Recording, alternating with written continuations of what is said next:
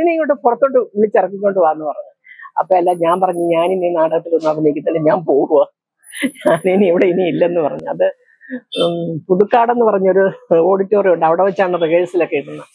അപ്പൊ അവിടെ ഇരുന്ന് അങ്ങനെ ദേഷ്യപ്പെട്ടപ്പോ ഞാൻ ഇറങ്ങി ചെല്ലത്തില്ല. അപ്പൊ കരഞ്ഞു കരഞ്ഞ് ഒടുവിൽ എനിക്ക് ശബ്ദമില്ല, ഒച്ച വെളിയിലോട്ട് വരുന്നില്ല, ഇങ്ങനെ ഒരു ശബ്ദം മാത്രമേ ഉള്ളൂ. അപ്പൊ തിലകൻ ചേട്ടൻ ആ നാടകത്തിലെ ഈ മൊഴി ചൊല്ലിയിട്ട് നിന്ന് കരയുന്ന ഒരു സീനുണ്ട്. പിന്നെ ആ സമയത്ത് നമ്മുടെ ശബ്ദം തിലകൻ ചേട്ടൻ പറയുന്നത് വികലമായിട്ട് കരയണമെന്ന് പറയും. ഈ വികലമായിട്ട് എങ്ങനെയാണെന്ന് എനിക്ക് അറിഞ്ഞുകൂടാ കരയാൻ.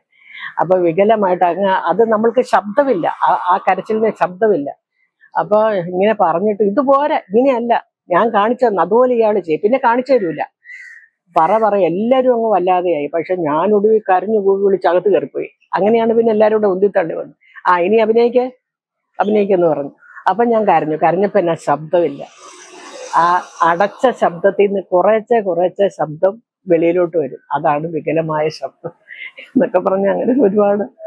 അതൊക്കെ എൻ്റെ ജീവിതത്തിൽ എനിക്ക് ഇപ്പോഴും എനിക്ക് ഇത്രയും പ്രായമായിട്ട് ഞാൻ നിന്ന് പറ്റുന്നത് അദ്ദേഹത്തിന്റെ ആ ഒരു നല്ല ശിക്ഷണത്തിന്റെ കീഴിലാണെന്ന് ഞാൻ വിശ്വസിക്കുന്നു.